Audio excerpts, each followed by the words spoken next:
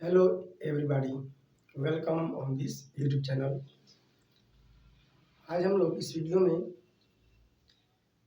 Reproductive system यानी कि मादा जनन तंत्र,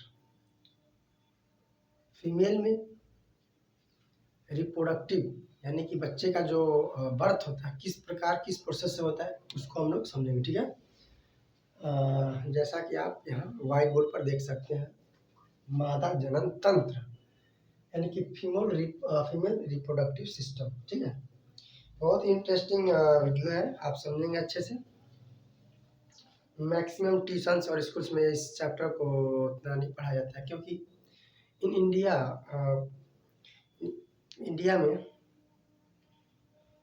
इस टॉपिक के बारे में बात करना मतलब ऐसा लगता है कि एक नेगेटिव वे में सब लेते हैं। ठीक है, लेकिन ये तो एक एजुकेशन है, आप इसके बारे में नॉलेज को अक्वायर करेंगे। ठीक है, तो पढ़ते हैं डिटेल में अच्छे से। ठीक है, आपका क्लास 10th में भी है ये वाला, और जनरल नॉलेज के लिए अगर आपको इंफॉर्मेशन के लिए पढ़ सकते हैं, आपको इसके बारे में इंफॉर्मेशन भी होनी चाहिए। ठीक है ना, ये जो है दिख रहा है आपको यहाँ, ये एक पूरा गर्भाशय है, यानी हिंदी में तो गर्भाशय होता है, लेकिन इंग्लिश में इसको बोलते हैं यूटेरस। क्या बोलते हैं?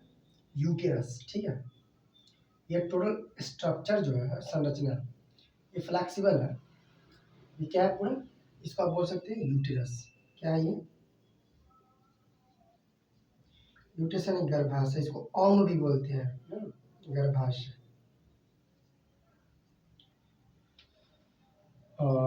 मैं इसको पहले नेमिंग करता हूँ। ये है फैलोपियन ट्यूब, यानी कि इसको बोलते हैं अंडवाहिका। ठीक है ना, ये ओवरी है, यानी अंडाशय इसको बोलते हैं।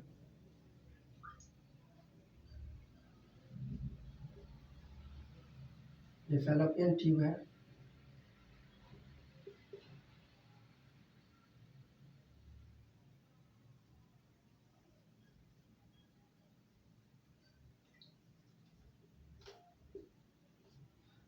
फैलोपियन ट्यूब को हम अंडवाहिनी भी बोलते हैं ना, या अंडवाहिका।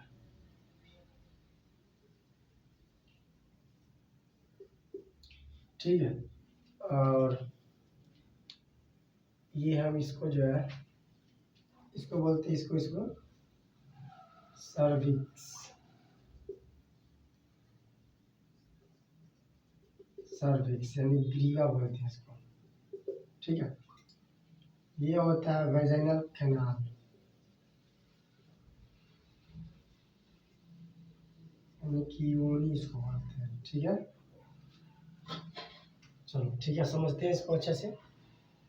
और आपको जो यहाँ दिख रहा है ये सब देखो, यहाँ ये एक ये ऐसा किया हुआ है, ये पतली मोटी आप ये भी कह सकते हो। ठीक है, मतलब वो जो है, ये जो है आपका गर्भाशय के इंटरनल थिकनेस बोल सकते हो आप। ठीक है ना, इसमें होता क्या है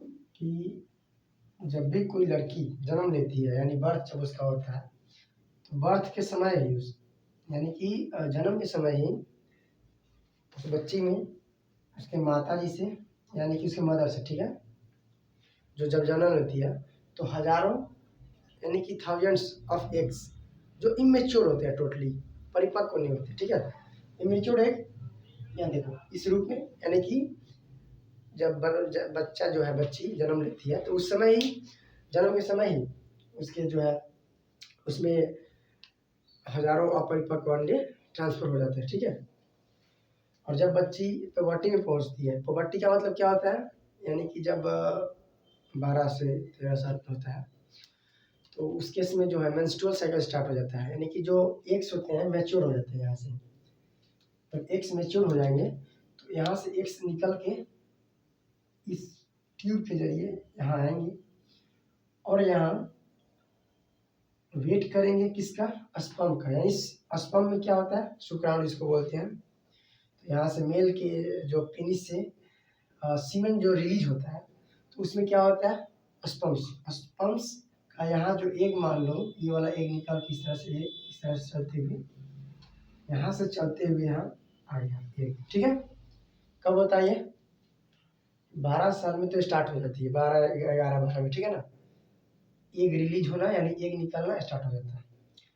लेकिन ये जो एग यहाँ आता है, तो इसको इस समय अगर स्पर्म मिलेगा तो ये क्या बन जाएगा, इसका हो जाएगा निषेचन। हिंदी में निषेचन होता है और इंग्लिश में होता है इसका फ्यूजन। स्पर्म स्पर्म और एग अगर मिल जाएंगे तो ये वाला जो है ये सेल डिवाइड होने लगेगा, और सेल हालांकि यहाँ मिलते हैं ना, यहाँ मिलते हैं यहाँ, ठीक है। और यहाँ से जब मिल जाएंगे, यहाँ फ्यूजन होगा एग और स्पर्म का, तो फ्यूजन होने के बाद यहाँ इम्प्लांट होते हैं, यहाँ आएगा, ठीक है। यहीं से ये इसका थिकनेस जो है, इसका जो फ्लेक्सिबल होने लगता है, इंटरनल जो स्ट्रक्चर है गर्भाशय का, ठीक है। इसको न्यूट्रिएंट्स देने के लिए, इसको जो जाइगोट बनता है इसको भ्रूण बोलते हैं। क्या बोलते हैं? भ्रूण, ठीक है ना। भ्रूण जो होता है टोटली डेवलप नहीं होता है ना। तो यहाँ से एग आती है, अगर ये एग मान लो ये चलते चलते ये यहाँ आ गया, ठीक है। और यहाँ अगर इसको स्पर्म नहीं मिला तो ये 72 घंटा तक यहाँ जिंदा रह सकता है। मतलब ये जो कोई भी एग है आफ्टर 72 आवर, 72 घंटे बाद ये ऑटोमेटिक डिस्ट्रॉय हो जाएगा और ख़त्म हो जाएगी। अगर इधर से स्पर्म नहीं गया तो वो ख़त्म हो जाएगा। यहाँ बात ये है समझने वाला कि एग अगर मैच्योर हो जाता है तो एग निकलता है, ठीक है। तो एग जैसी आती है तो हर मंथली में, मतलब ये प्रोसेस चलता रहता है। तो अगर एग आ रही है तो उसके साथ साथ जो इंटरनल जो ये दिख रहा है आपको मोटाई, थिकनेस जो है इंटरनल गर्भाशय का, ये थिकनेस बढ़ते रहता है, मतलब स्टार्ट हो जाता है। क्योंकि ऐसा इसलिए होता है कि अगर एक्स आ रही है तो अगर एक्स को स्पर्म मिल गया यहाँ मान लो, तो ये निषेचन के बाद भ्रूण बना लेगा, और जो भ्रूण यहाँ इम्प्लांट होगा तो उस भ्रूण को न्यूट्रिशन प्रदान करने के लिए, पोषण के लिए ये जरूरी है उसका थिकनेस होना इंटरनल, ठीक है। और यदि स्पर्म मिल करके एग में निषेचन नहीं करता है तो ये जो मोटी मोटी जो थिकनेस ब्लड्स म्यूकस जो भी होते हैं ये फ्लेक्सिबल होकर के टूट टूट करके गिरने लगते हैं, ठीक है। इस तरह से ये वेजिनल कैनाल के जरिए बाहर निकल जाते हैं, जिसको हम मेंस्ट्रुअल साइकिल बोलते हैं। ये हर गर्ल्स में होती है, ये चक्र चलता है 1 महीने का, ठीक है ना। तो मेनली हम लोग को ये समझना है कि हर मंथ में एक रिलीज होता है, और आफ्टर अंडर 72 आवर यानी 72 घंटा के अंदर अगर कोई स्पर्म इसमें जाके क्या होता है मिलता है तो मिल करके निषेचित होता है, यानी कि जाइगोट बन जाएगा। और जाइगोट के बाद जो जाइगोट है यहाँ उनके यहाँ इम्प्लांट हो जाएगा, यानी जो भ्रूण रहेगा यहाँ, और यहाँ से जो है सेल का डिवीजन होने लगेगा, मतलब बच्चा बनने का प्रोसेस जो है, बेबी बनने का प्रोसेस, बेबी बनना स्टार्ट हो जाता है, ठीक है। तो जो ये मान लो अगर स्पर्म जो इसमें मिल गया और ये भ्रूण बन गया तो इसको पर एक टोटली बेबी कंप्लीट बेबी के बनने के लिए इसको अप्रोक्सीमेट 9 मंथ लग जाते हैं, ठीक है। और इसमें कुछ नहीं था, बस यही जो आपको मैं समझाया उतना बड़ी इसमें आपको डीप 10th लेवल के समझने की जरूरत नहीं है, लेकिन बस इतना आपको समझ में आ गया होगा ऐसा मैं आशा करता हूँ, ठीक है। तो अगर इसमें अगर हम और डीप जाएंगे तो इसमें क्या होता है आपको यहाँ पता कर चला गया होगा कि कोई बेबी कब फॉर्म हो सकता है, एग रिलीज कब होता है, मेंस्ट्रुअल साइकिल कब होती है। एक अलग वीडियो में हम मेंस्ट्रुअल साइकिल के बारे में पढ़ा देंगे, ठीक है। फिलहाल हम लोग यहाँ समझ लिए, ठीक है। तो कुछ नहीं था, बस यही था। और ये जो है वेजिनल कैनाल है जिसके जरिए इधर से स्पर्म जाती है आफ्टर इंटरकोर्स हैविंग सेक्स, ठीक है।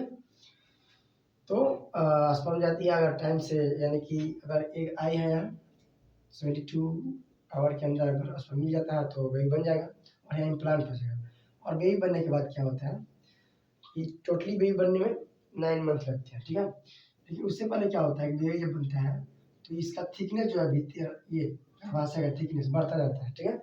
मतलब क्यों ऐसा होता है, क्योंकि इसको न्यूट्रिएंट्स प्रदान करना है और बच्चा थोड़ा और ज़्यादा अगर मान लो उसका डेवलप होने लगा, डेवलपमेंट, ठीक है, भ्रूण का, तो अगर बच्चा मान लो कह सकते हो, तो आप देखे होंगे कि जब बच्चा कोई क्या होता है बर्थ होता है तो उसका जो एक नेवल से एक पाइप के शेप का क्या होता है कनेक्शन रहता है जिसको हम कट करते हैं, डॉक्टर लोग कट करते हैं, ठीक है, उसको बोलते हैं प्लेसेंटा। यानी जो बच्चा होता है, बच्चा को जो न्यूट्रिशन मिलता है प्लेसेंटा के जरिए मिलता है। किसके जरिए?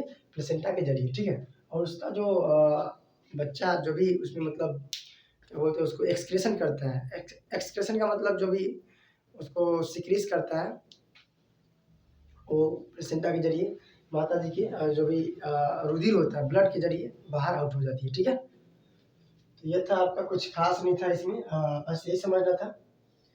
जितना मैं बोला आप इसको ध्यान देंगे आसानी से समझ में आ जाएगा, ठीक है। तो इसी के साथ इस क्लास को मैं एंड करता हूँ और अगला वीडियो में हम लोग समझेंगे, ये तो मादा जनन तंत्र है, ठीक है, और साथ ही साथ मैं बता दिया कि किस तरह से बेबी का आप उसका क्या होता है रिप्रोडक्शन, ठीक है, कोई भी चाइल्ड कैसे बर्थ करता है। नेक्स्ट वीडियो में हम लोग समझेंगे या तो सेक्स डिटर्मिनेशन यानी कि लिंग का निर्धारण, या हम लोग पढ़ेंगे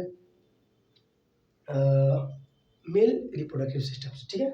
सो thanks for watching video, bye bye, bye bye, have a nice day.